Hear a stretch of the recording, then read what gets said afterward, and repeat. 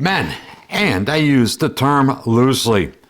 I've been working on this magneto for a fucking month, and it has thoroughly kicked my ass.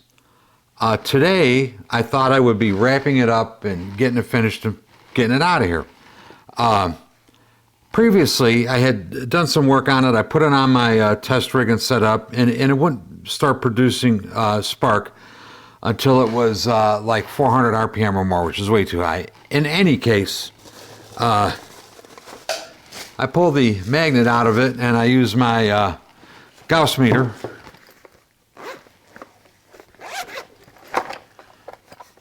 My Gauss meter to measure the magnetic field strength on it. And what I found was that one pole, and I don't remember which one it is, and it isn't important, but one pole was essentially 0. It was like 1 or 2. The other pole was like 70. So the magnet is no fucking good, okay? The cure for that is to buy a Morse magneto neodymium magnet, which of course I did. And I installed it in this magneto today. It came yesterday. I think I put it in today, thinking I'm going to be done with this fucking thing, okay? Previously, I had taken the original coil out, and it's got cracks through here, along the side, cracks coming out over here, cracks emanating here, crack emanating there. So, in my judgment, this coil is prone to failure. So, I replaced the coil. And a while back, like a year ago, I decided I would try some Joe Hunt stuff.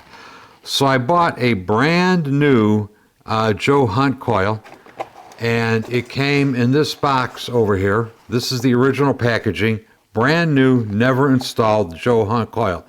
So I thought, well, here's the perfect opportunity. This is, in fact, a Joe Hunt magneto. I got a Joe Hunt coil.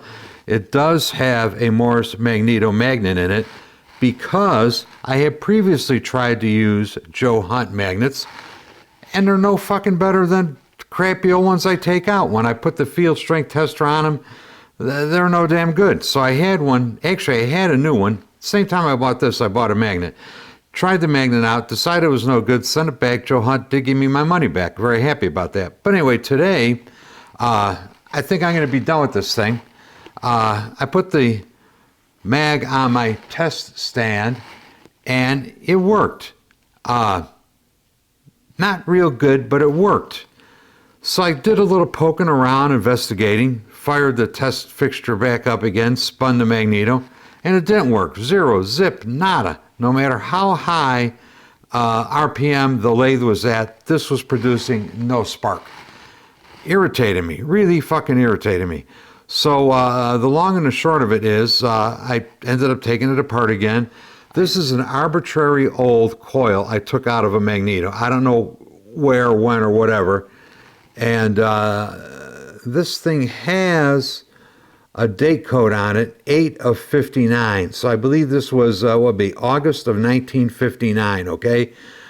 This one doesn't have, well, it's got a little crack right here and a little crack right there.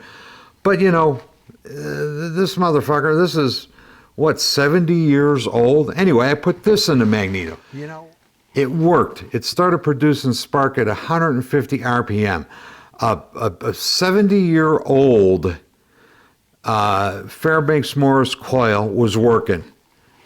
Brand new Joe Hunt, nada. They should be ashamed of themselves. But anyway, I got to playing around with this thing, and I went to do my checking on it, and you know, the primary coil is supposed to have continuity from this lead, you know, through the magneto to this tab over here where it grounds to the magneto case. Well, look at this thing. I'll hook my test leads up. I hook my test leads up, damn it.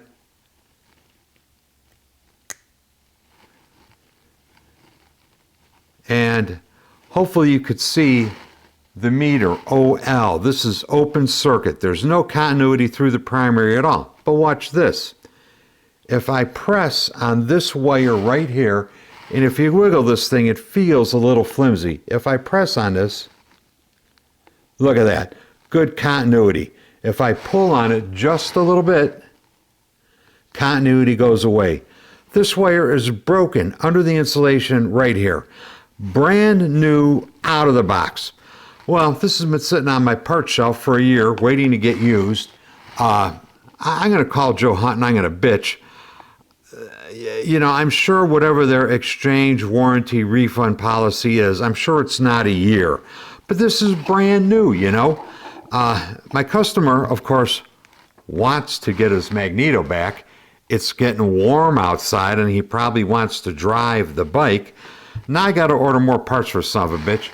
You know, I keep some things on the shelf, and I probably will always keep one of these coils on the shelf. But Jesus Christ, you know, the Joe Hunt one was $120-something. The Morris Magneto one is $140. You know, these are expensive parts to sit around that maybe I'll sell someday, maybe I won't. But, you know, now I got to buy another coil. I'm going to get stuck eating this son of a bitch. This is going to cost me whatever this coil costs. $120 is going to be on me. Irritates the shit out of me, you know. Very fucking aggravating. You know, I'm a one-man shop over here. I could kind of afford setbacks like this, but you know, I got other things to work on. I got somewhat of a plan. I've got time I allot for certain jobs, and this is way, way, way, way beyond any amount of time I would allot for overhauling a magneto. Just unfucking excusable, you know. Now, I don't know whether Joe Hunt makes these themselves or whether they're contracted out or whether they're made in China or wherever the fuck they come from, but I'm pissed off. So anyway, I'm never buying another fucking piece of Joe Hunt fucking anything. I know the shafts are no good, the magnets are no good. Now I know, you know, you got a pretty significant chance of getting a bad coil on there when a fucking 70-year-old Fairbanks Morris coil works and a brand new Joe Hunt doesn't. There's a fucking problem with your quality control. Anyway, that's my rant for the day. I'm out of here. Y'all enjoy the rest of your weekend, and I got to explain to him, you know, and now the owner's going to think I'm a stupid motherfucker is what he's going to think. He's going, oh, guy can't, he's had that magneto a month, and Jesus Christ, he can't fix the son of a bitch. You know, it's just so irritating. Anyway, I am out of here. Enjoy the rest of your day, and we'll see you next time around. Bye. Men, if you like this channel and this content, the single most important thing you could do to help grow this channel is to hit the subscribe button. I also have new design coffee cups and stickers available. You know, I like the old coffee cups, but I like these new ones even more. Links are included in the description down below. And for those of you who really want to go the extra mile, you could join me on Patreon. Link is also included in the description down below. And to all of you who have watched these videos, I'd like to say thank you. Thank you very much. I really, really do appreciate it. We'll see you next time. Bye.